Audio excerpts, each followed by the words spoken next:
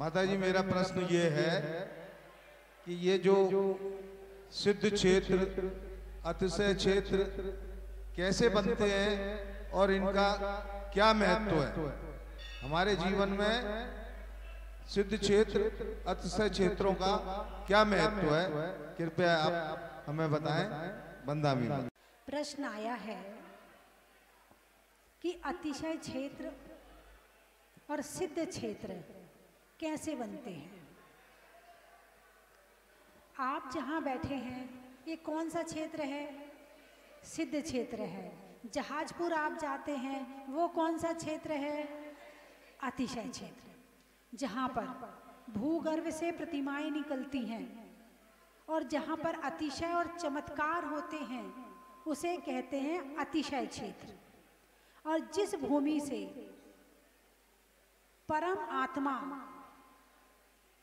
परमात्मा बनते हैं, जिस भूमि से शरीर को छोड़कर सिद्ध भगवान बनते हैं, जिस भूमि से आठों कर्मों का नाश करके मोक्ष जाते हैं, उस भूमि को सिद्ध भूमि कहते हैं, उस भूमि को सिद्ध क्षेत्र कहते हैं।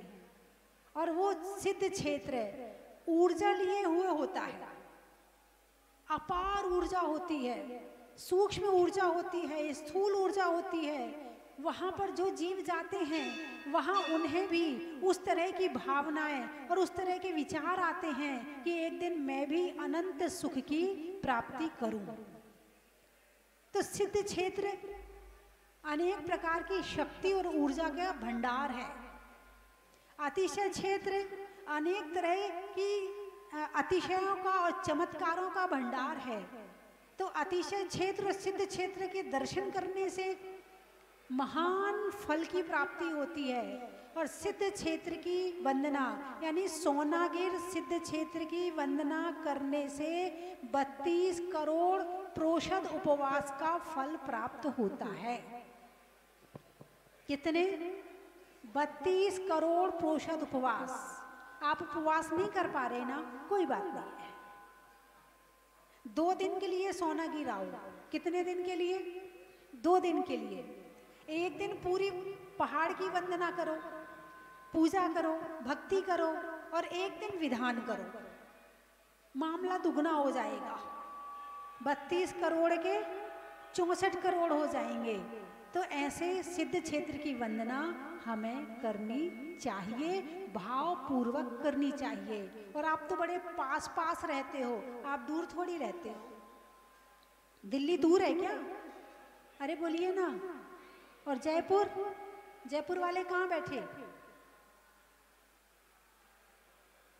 हाँ वो रहे, वो बैठे पीछे। हाँ ये सामने भी बैठे। आप भूल गए थे कि आप जयपुर के हैं। हाँ आप निवाई के हैं।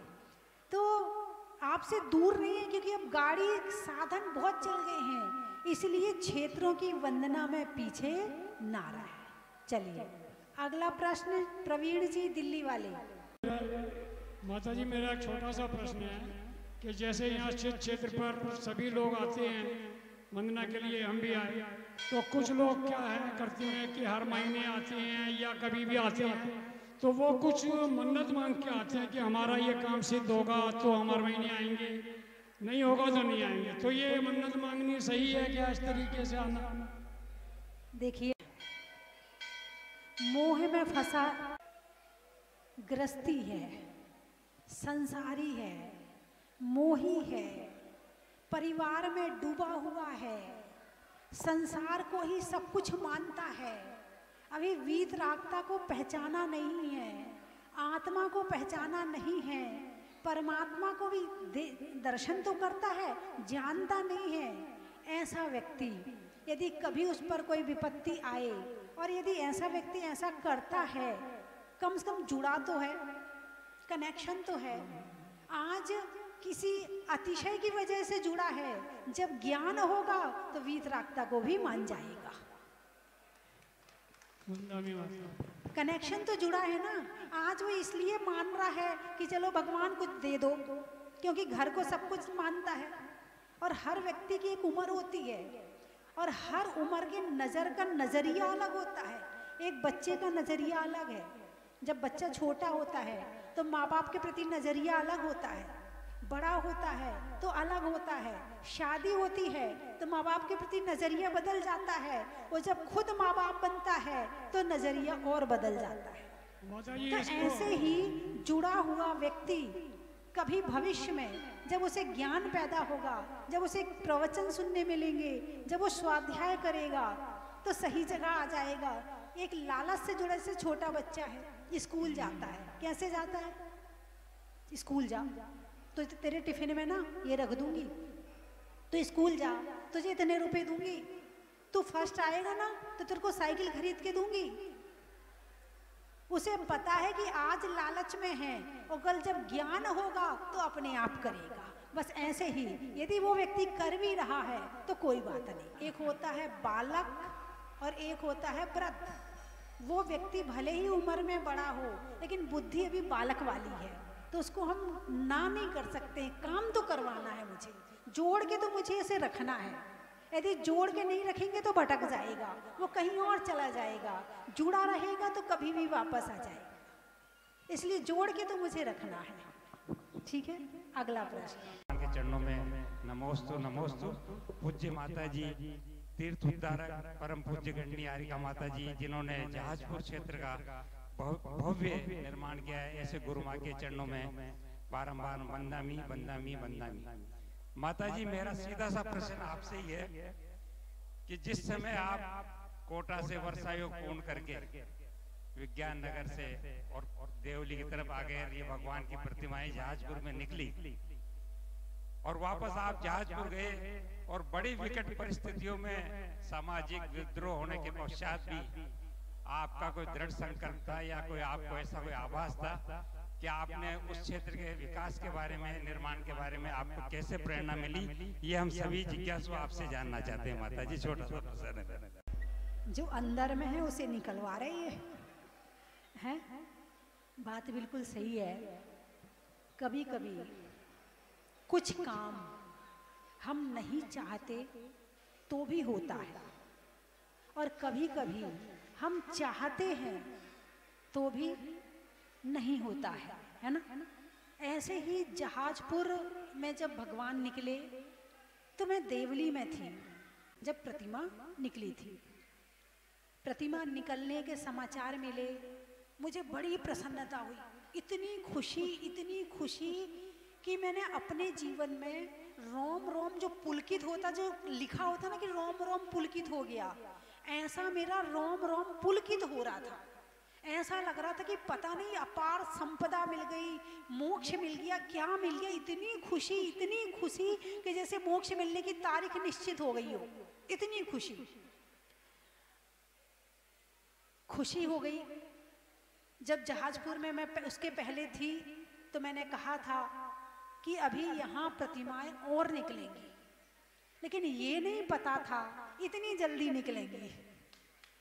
और मैं वहाँ से, उन लोगों ने बहुत रोका मुझे, जहाजपुर वालों ने बहुत रोका, लेकिन मैं रुकी नहीं, मुझे तो जाना है, मुझे तो आगे बढ़ना है, मुझे नहीं रुकना यहाँ। मैं देवली आ गई। देवली में महावीर जयंती मना रहे थे। दिन कौन सा था?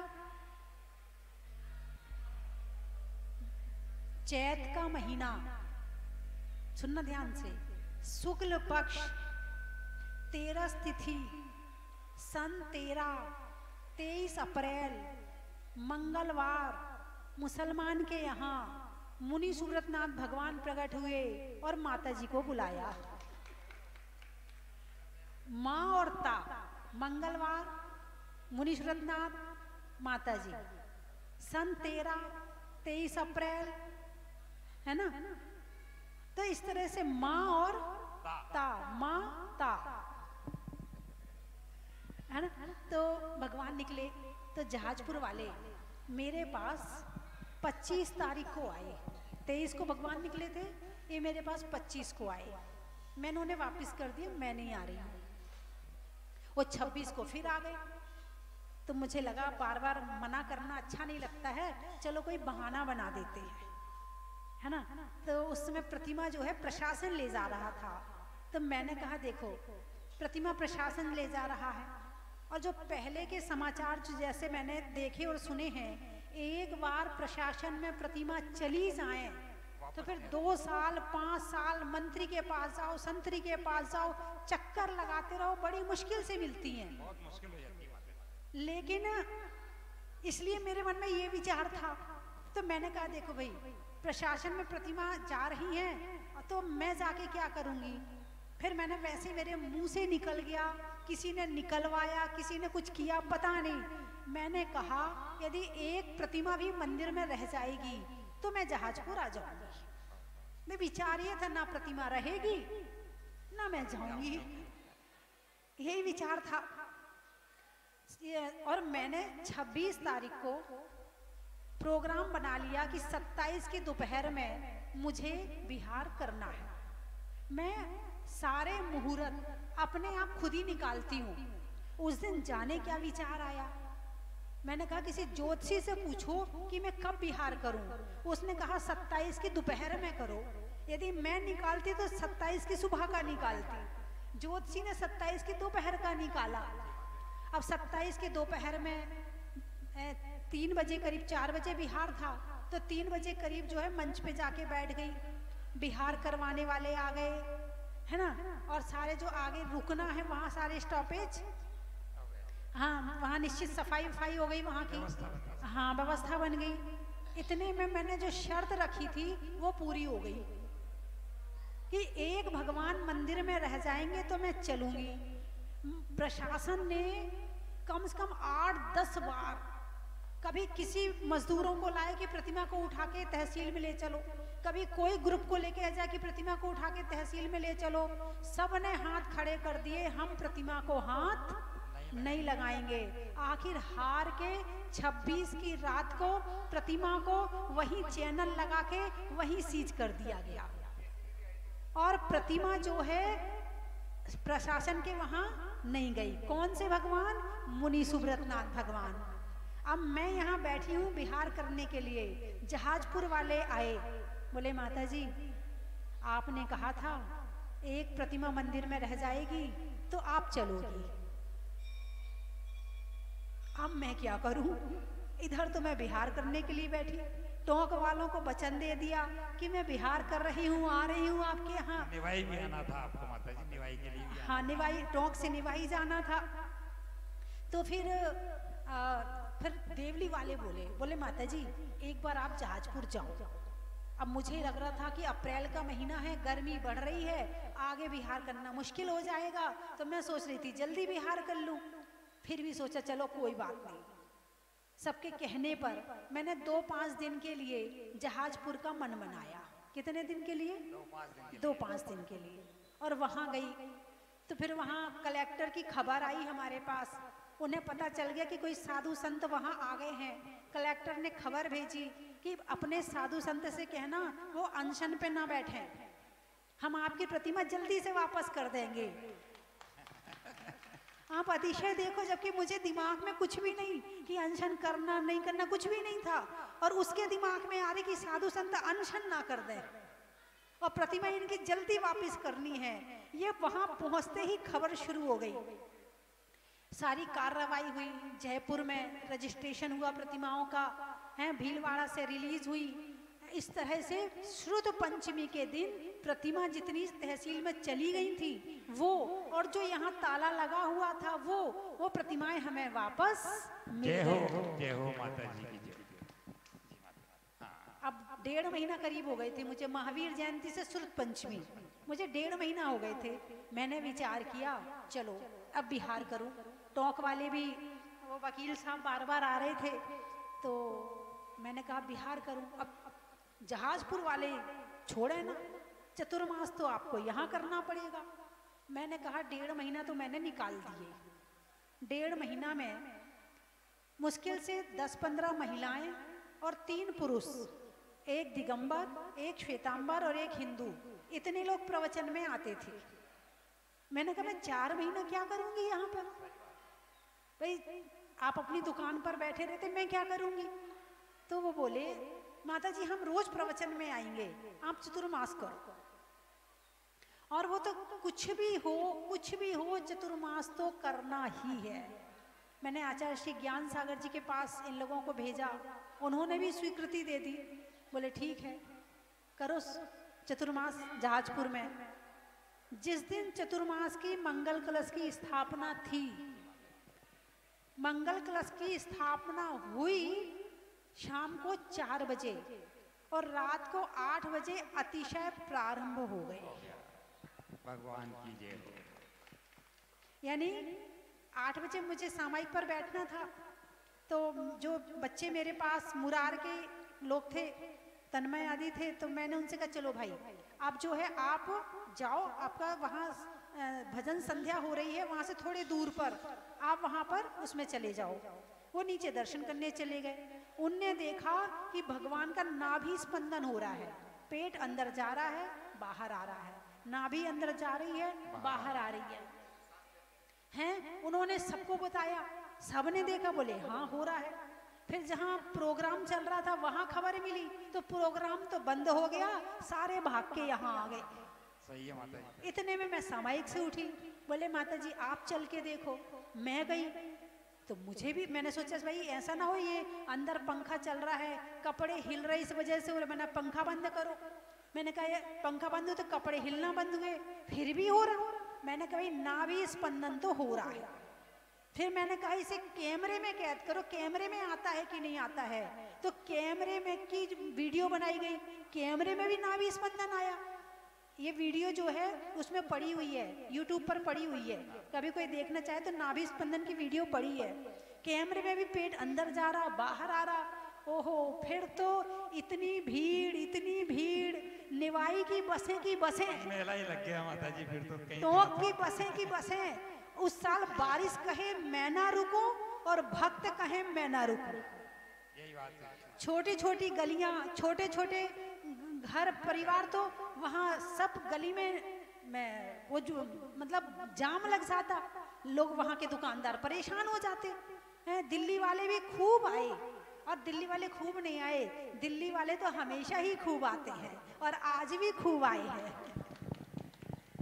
दिल्ली रामनगर में जब से चतुर्मास हुआ है, शुभकामना परिवार बना है, तब से कोई चतुर्मास और कोई जगह ऐसी नहीं जाती है जहां दिल्ली रामनगर के लोग नहीं होते। और सूर्यनगर वाले भी आते हैं, ऐसा नहीं, सूर्यनगर वाले बैठे हैं। और प्रवीण जी पहले रामनगर में थे, अब सूर्यनगर में। नगर में तो है, सूर्य से राम हो गया, राम से सूर्य हो गया। संरक्षक आज भी है, बहुत बढ़िया जुड़े। तो तार तो जुड़े रहेंगे, तार वाले हैं ना, तार टूटेंगे नहीं, तार जुड़े रहेंगे। फिर तो समझ लो ऐसा हुआ कि फिर चतुर्मास में मुझे दिन में 4 बार प्रवचन करना पड़ता था, इतनी भीड़ होती थी। बस होती रही, चतुर्मास पूरा हो गया, जमीन खरीद ली, फिर दूसरी जमीन खरीदी, फिर बड़ी जमीन, पहले छोटी जमीन खरीदी थी, फिर बड़ी जमीन खरीदी। अब मैंने कहा अब तो मैं बिहार करूंगी, जैसे सब जगह होता है, जमीन खरीदते हैं, शिलान्यास करवाते हैं, साधु संत बिहार करवा जाते हैं। मैंने कहा अब मैं भी बिहार करूंगी, अब मैं नहीं रुकूंगी। और मैंने जिद करके बिहार कर दिया। कहाँ? बाजू में जो शाहपुरा है वहां पर। अब बिहार हो गया। वहां 8 दिन नहीं रही कि फिर ये पहुंच गए, बोले माता जी शनि अमावस आ रही है, चलो। मैंने 1 बार मना किया, 2 बार मना किया, फिर ऐसा लगा जैसे भगवान ही बुला रहे हैं। मैंने कहा चलो, मैं चली गई। दूसरी बार वहां गई, वहां शनि अमावस करवाई, तीसरे दिन फिर बिहार कर दिया मैंने। फिर वहां से मैंने देवली गई, देवली से टोड़ा, टोड़ा से केकड़ी। जाना मुझे भीलवाड़ा था, शाहपुरा के आगे भीलवाड़ा है, केकड़ी के आगे भीलवाड़ा है। केकड़ी में भी जब मैं वहां पहुंची तो वहां 2 दिन रही, तो भीलवाड़ा वाले आ गए, बोले माता जी भीलवाड़ा, शाहपुरा वाले। तो मैंने कहा चलो शाहपुरा से फिर भीलवाड़ा चली जाऊंगी। अब शाहपुरा जाना था, शाहपुरा वालों की खबर आई, बोले माता जी हमारे यहाँ कुछ गड़बड़ हो गई है, इसलिए हम आपको लेने नहीं आ रहे हैं। केकड़ी में कह दिया मेरा बिहार है सुबह, और लेने आ नहीं रहे। अब जाऊं तो कहाँ जाऊं? ऐसा जीवन में पहली बार हुआ। फिर मैंने कहा चलो साबर चलते हैं। फिर मैंने केकड़ी वालों को मना नहीं किया, मैंने कहा शाहपुरा नहीं, आप साबर रोड पे ले चलो। तो साबर आ गई, जहाजपुर के पास में। फिर देवली आ गई, वहाँ देवली में प्रोग्राम था तो देवली आ गई। अब देवली से फिर मुझे कोटाज जाना था, फिर जहाजपुर होके जाना, फिर जहाजपुर, फिर कोटाज पहुंची। फिर लोगों ने कहा माता जी प्रतिमा को क्षेत्र पर लाना है तो वापस चलो। मैंने बहुत मना किया, बहुत समझाया, अभी मत लाओ मत लाओ, नहीं माने। और जब नहीं माने तो अच्छा भैया चलो। फिर थोड़ा सा नमो सिद्धारम भी हुआ,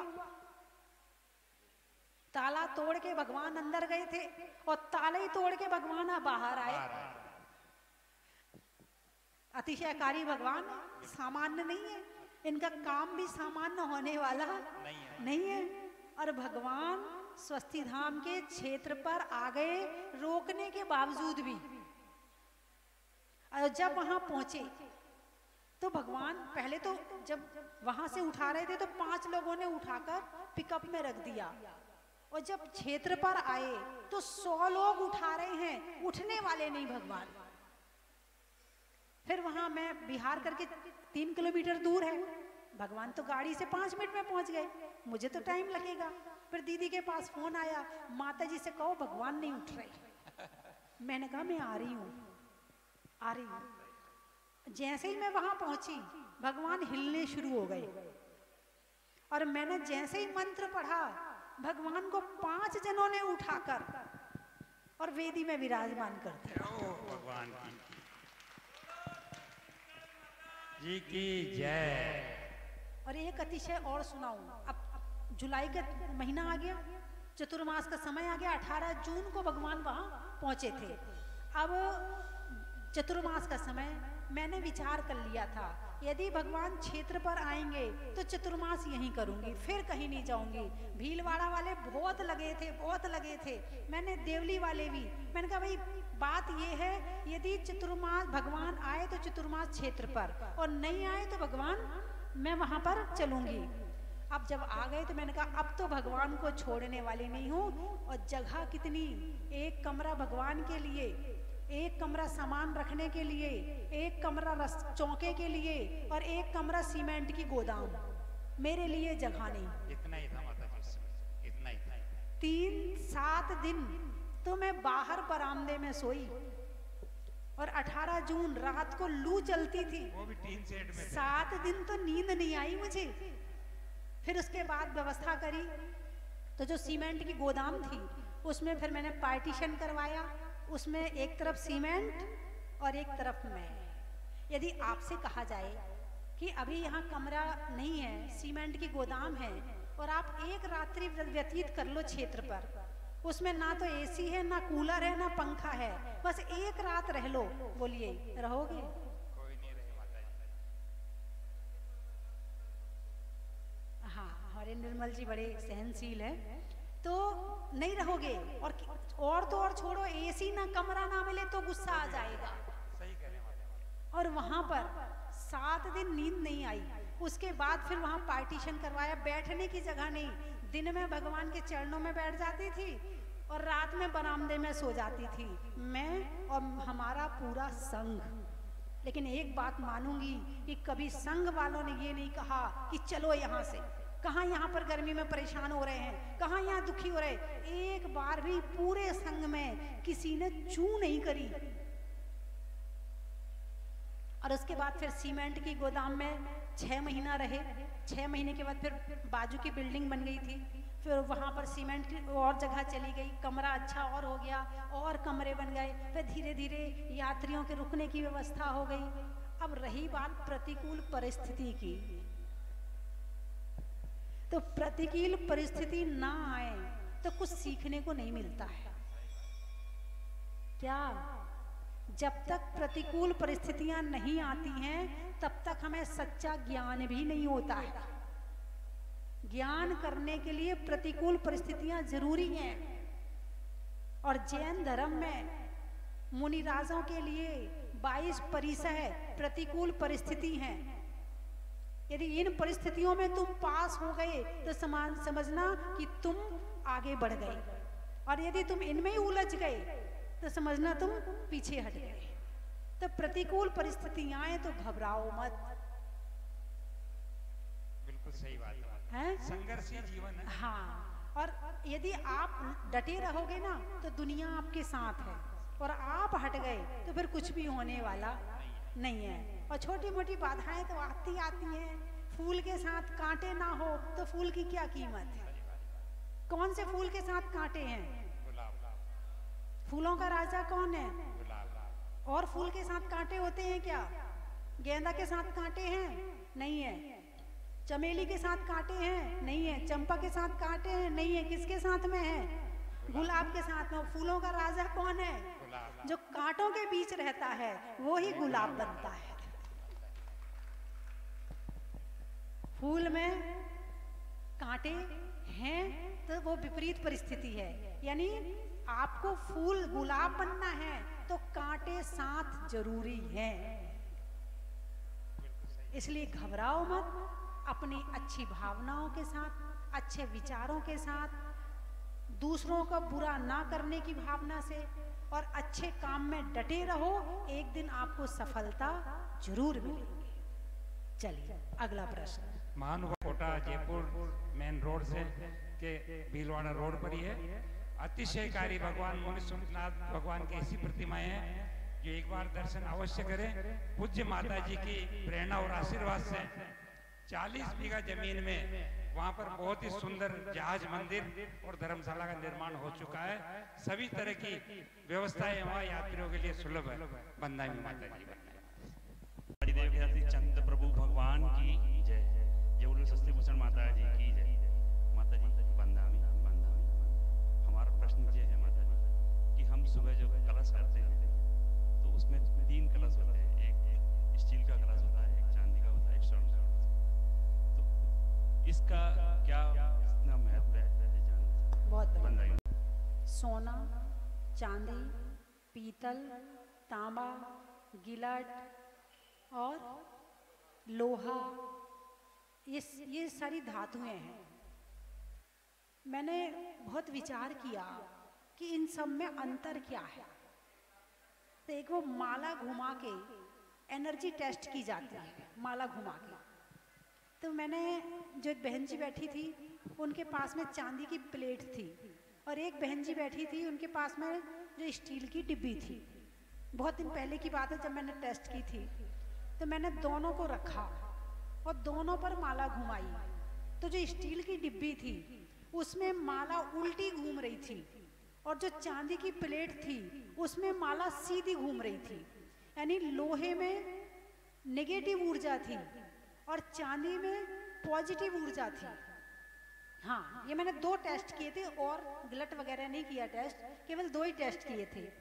तब पता चला कि इनमें क्या अंतर है, इनकी कीमत ज़्यादा और कम क्यों है, सोना सोना क्यों है, चांदी चांदी क्यों है, और लोहा लोहा क्यों है।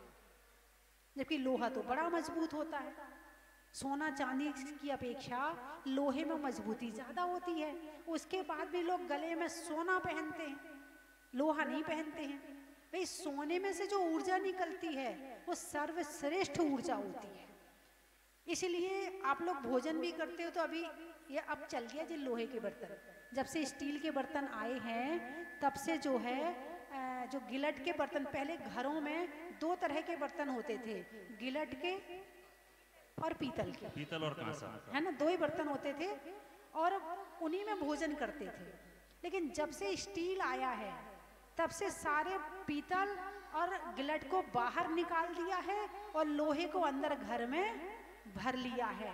चमक अच्छी लगती है, वो चमक के कारण से वो लोहा सबके घर में पहुंच गया। जबकि मुझे ऐसा लगता है कि पीतल और गिलट में पॉजिटिव किरणें होंगी और लोहे में नेगेटिव किरणें। आज इतना दिमाग खराब क्यों है लोगों का? जैसा खाओ अन्न, जैसा बर्तन होगा वैसा उसकी ऊर्जा आएगी। तो पूजा करते समय भी यदि चांदी के बर्तन हों, यदि अभिषेक करते समय सोने के कलश हों, तो उसका प्रभाव भी अलग पड़ता है। उसकी ऊर्जा, उसका वातावरण, उसका अभिषेक का जो जल लेते, वो कहते ना भाई तांबे का बर्तन। अभी मुझे बता रहे थे, बोले कौन बता रहा था मुझे याद नहीं है, शायद आपने ही बताया था कि एक अभी जो कौन सी कंपनी है वो रिलायंस कंपनी है कोई है, तो उन्होंने शायद एक अभी पानी निकाला है, और है ना, तांबे का, कॉपर का पानी जो लोगों के स्वास्थ्य को ठीक करता है। अब वो उसको पहले वो तांबे के बर्तन में रखेंगे, फिर वो बोतल में भरेंगे और वो पानी आपके पास भेजेंगे, तो उसे कॉपर का पानी कह करके बेचा जाएगा, तो लोगों के स्वास्थ्य के लिए अच्छा। यानी पानी को बर्तन में भरो तो पानी की जो ऊर्जा है, जो उसके परमाणु हैं, वो पानी में आ जाएंगे और फिर वो पानी आपको पिलाया जाएगा। जब तांबे में ऐसा हो सकता है तो सोने और चांदी में क्यों नहीं हो सकता है? जिसको ज़्यादा कमजोरी हो, ज़्यादा दिक्कत हो, बोले सोने का पानी दे दो, यानी सोना जरा सा गरम करो और पानी में डुबाओ, बोले सोने का पानी पी लो, करते ना ऐसा। तो बोले चांदी के सिक्के पानी में डाल के रख दो थोड़ी देर, फिर उसको वो पानी पिलाओ, तो बोले इसका स्वास्थ्य ठीक हो जाएगा। जिसको गर्मी ज़्यादा हो तो चांदी का पानी पिलाते हैं, जिसको सर्दी ज़्यादा हो उसको सोने का पानी पिलाते हैं।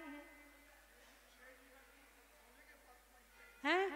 शेरनी का दूध सोने के पात्र में ठहरता, क्वालिटी है। क्या है? क्वालिटी है। तो उस क्वालिटी किस चीज की है? ऊर्जा की है। मैंने कल भी बताया था कि पीतल भी पीला होता है, सोना भी पीला होता है। किसका अंतर है? ऊर्जा का अंतर है।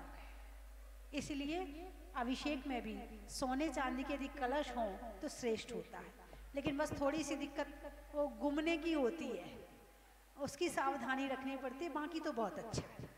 वैसे क्या होता है कि ना कई अफसरों पर निकालते हैं उनका सोने के कलश और प्रतिदिन करते हैं। हाँ, कोई कोई दिक्कत, व्यवस्था वहाँ की। चलिए, राग और मोह, मोहनीय कर्म, मोह और राग में क्या अंतर है? इसमें अंतर है। मोह पिताजी है और राग उसका बेटा है। मोह पिताजी है और राग उसका बेटा है। जैसे एक माँ अपने बच्चे को पढ़ने के लिए हॉस्टल भेजती है। अब हॉस्टल भेज दिया, भेजने के बाद उसका तो मन ही नहीं लग रहा, पढ़ी है, ना खा रही है, ना पी रही है, ना सो रही है, बस रोए जा रही, रोए जा रही, रोए जा रही। ये मोह है। हॉस्टल भेज दिया, रोज फोन कर लेती है, खाने पीने की पूछ लेती है, कुछ कोई जा रहा हो तो खाना पीना भिजवा देती है, कुछ पैसे भिजवा देती है ना, और उसकी चिंता तो करती है दिमाग में, मगर दिन भर रोती नहीं है। तो मोह जो है वो रुलाता बहुत है, और राग के बिना गृहस्थी चल नहीं सकती। मोह के बिना गृहस्थी चल सकती है, मगर राग के बिना गृहस्थी नहीं चल सकती है। तो कम से कम मोह करें, राग तो छूटने वाला अभी है नहीं है, फिर भी कम करने का प्रयास करें। सादर परिणामी माता जी, मेरा प्रश्न ये है कि देवादेव चंद्र प्रभु भगवान का समोसन यहाँ आया, और कौन कौन से भगवान का समोसन यहाँ पर आया, और यहाँ पर क्या अतिशय है, आपने क्या देखा? जिस भूमि पर भगवान का समोशरण यदि एक बार भी लग जाए, वो भूमि बड़ी पुण्यवान भूमि होती है। और फिर यहाँ पर भगवान चंदा प्रभु का 17 बार समोशरण आया है। और जब एक तीर्थंकर का समोशरण जिस भूमि पर आ गया, तो निश्चित है कि अन्य तीर्थंकरों का समोशरण भी इस भूमि पर आया होगा। और समोशरण जहाँ तीर्थंकर विराजमान हो जाएं, उस भूमि को तो अपने आप ही अतिशयकारी होना है। और यहाँ तक कि जब शुभ चंद्राचार्य का उदाहरण जो मैंने एक दिन बताया था कि ये पूरा पहाड़ सोने का हो गया था, और अभी भी इस पहाड़ के पत्थर में सोने के कण आज भी हैं, ये क्या कम अतिशय है? यही अतिशय बहुत बड़ा है। और यहाँ बहुत सारे लोग दिल्ली से हर महीने आते हैं, हर महीने कुछ ना कुछ तो है, और कुछ ना कुछ नहीं, बहुत कुछ है। और मैंने कहा कि 32 करोड़ उपवास का फल मिलता है, तो ये उपवास का फल मिलने का मतलब है कि 32 करोड़ पाप उस उपवास के माध्यम से क्षय को प्राप्त हो जाते हैं। और जब क्षय को प्राप्त होंगे और पुण्य आएगा, तो अतिशय अपने आप शुरू हो जाएगी, है ना। चलिए अगला प्रश्न। माता जैसे भाई नरेश जी ने प्रश्न किया था उसी तरह से एक मेरा प्रश्न है कि जिस तरह से हम अपनी जाप देने के लिए अपनी अलग से रखते हैं, क्या कलश भी अपना अलग रख सकते हो जहाँ भी जाए लेके जाए? हाँ, जो ऊर्जा एक जगह काम कर रही है वो ऊर्जा सब जगह काम करेगी। अब एक आप सूत की माला से माला फेरो, एक आप पत्थर की माला से फेरो, ये एक आप रत्न की माला से फेरो, एक आप सोने की माला से फेरो, सबका फल अलग अलग है। सोने की माला का फल बहुत अधिक है, लेकिन माला का फल अधिक तब मिलेगा कि मन माला में रहे, सोने में नहीं। जिनकी माला फेरने बैठे हो, यानी भगवान की माला फेरने बैठे हो ना, तो आपका मन भगवान में रहे और फिर वो सोने की ऊर्जा आपके पास आती रहे, तो उसका फल अत्यधिक हो जाता है। तो आप अपना कलश और माला दोनों अलग से रख सकते हैं और सावधानी रखें। यदि जितना फल माला में मिल रहा है और माला खो जाएगी तो उतना ही मामला गड़बड़ हो जाएगा, मन खराब हो जाएगा, है ना। तो उसकी सावधानी भी साथ में रखें। जैसे बच्चे बाहर पढ़ते हैं और किसी कारणवश वो व्रत उपवास का उद्यापन उस जगह नहीं कर पाते, तो कहाँ घर आके कर सकते हैं क्या कभी बाद में? हाँ बोलो बोलो, प्रश्न। वो बाहर कर सकते हैं, मतलब घर आके कर सकते हैं उसका उद्यापन? हाँ, हो गए हैं और आप एक जगह उद्यापन नहीं कर पा रहे हैं, तो जब तक उद्यापन नहीं कर पा रहे हैं तब तक व्रत को बनाए रखें, बीच में छोड़े ना। उपवास और ज्यादा और उसके बाद वहां वापस आके करवा दें, पहली बात। दूसरी बात, यदि आप उद्यापन नहीं कर पा रहे हैं तो व्रत को दुगना कर लो, तो फिर उद्यापन करने की जरूरत नहीं पड़ेगी। कि रात को परिक्रमा लगानी चाहिए या नहीं, सिर्फ मंदिर की और मानस स्तंभ की के अनुसार मना की गई है ना। लेकिन अतिशय क्षेत्रों पर लोग लगाते हैं, अतिशय क्षेत्र की व्यवस्था और हर काम अलग होता है सामान्य मंदिरों से। दूसरी बात, बारिश का मौसम चल रहा है, बारिश में कीड़े होते हैं, यदि वहाँ कीड़े आदि पड़े हैं और आप परिक्रमा लगा रही, कीड़े मर रहे हैं, तो ऐसे समय पर आपको परिक्रमा नहीं लगानी चाहिए, है ना।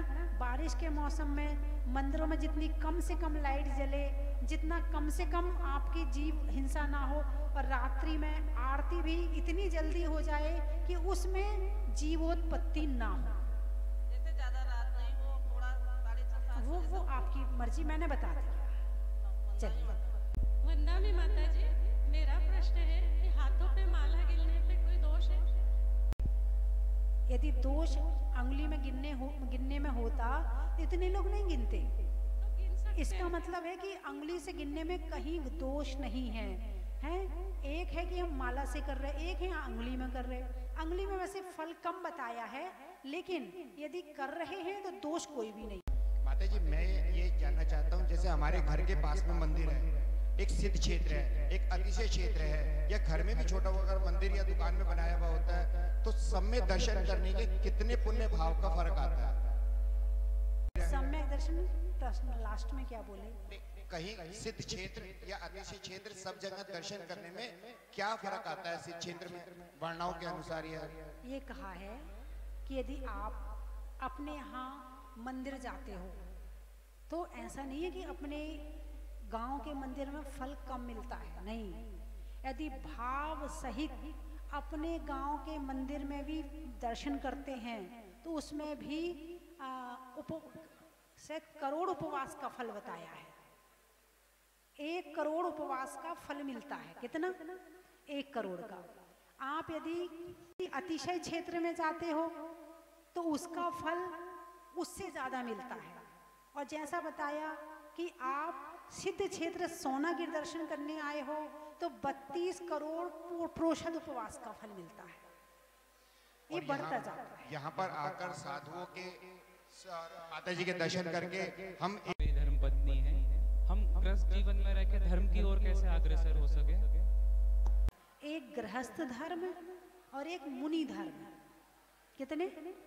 गृहस्थ धर्म, गृहस्थ को भी धर्म कहा है। आप अपने आप को बचने का प्रयास मत करना। गृहस्थ को भी धर्म कहा है, गृहस्थ धर्म और मुनि धर्म। गृहस्थ धर्म में 6 आवश्यक बताए हैं। क्या बताए हैं? 6 आवश्यक: देव पूजा, गुरु उपासना, स्वाध्याय, संयम, तप और दान। जिस गृहस्थ ने इन 6 आवश्यक का पालन कर लिया, ये समझना कि उसने गृहस्थ में जीना सार्थक कर लिया। केवल 6 आवश्यक, इससे ज्यादा की जरूरत नहीं है। इनको विस्तार से अच्छे से समझ लो, इसमें सब कुछ आ जाएगा। कौन कौन से? देव पूजा, गुरु उपासना, स्वाध्याय, संयम, तप और दान। इसमें सब कुछ आ जाएगा।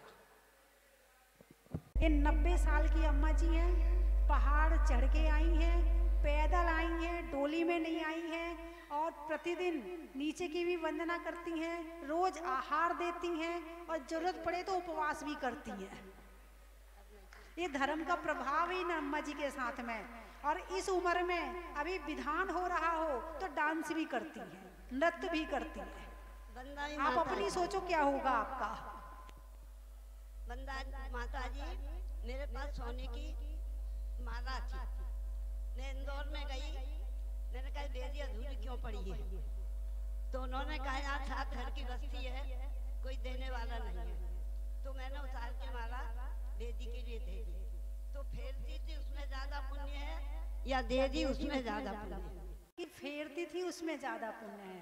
अम्मा जी, जो स्वयं कष्ट सहकर और दूसरों का उपकार करता है उसे कहते हैं उदार। एक है जो खाता है, ना खाता है ना खिलाता है, वो कंजूस। जो खाता है मगर खिलाता नहीं है वो कंजूस। ऊपर वाला महाकंजूस, नीचे वाला कंजूस। जो खाता भी है खिलाता भी है वो है दाता। जो खाता नहीं, अपने लिए ना सोचे मगर दूसरों के लिए सोचे, वो है उदार। उनमें नंबर आपका है।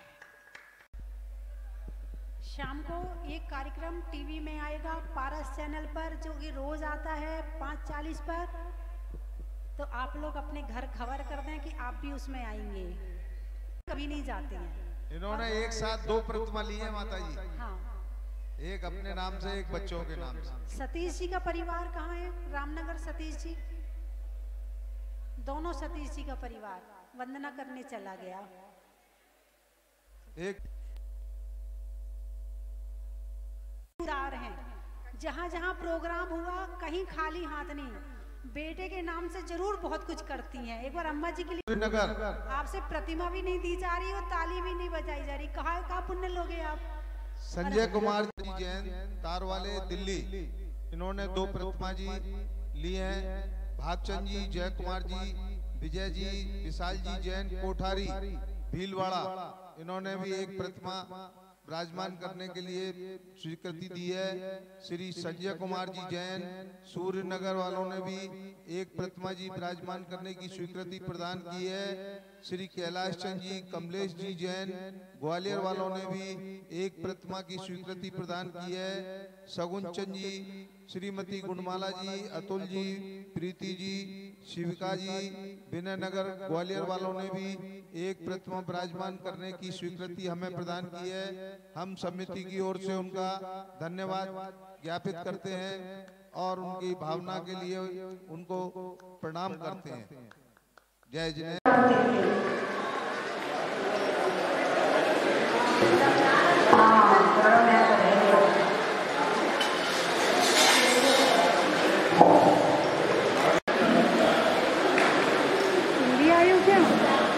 कहाँ बैठी थी? इधर ही बैठे थे।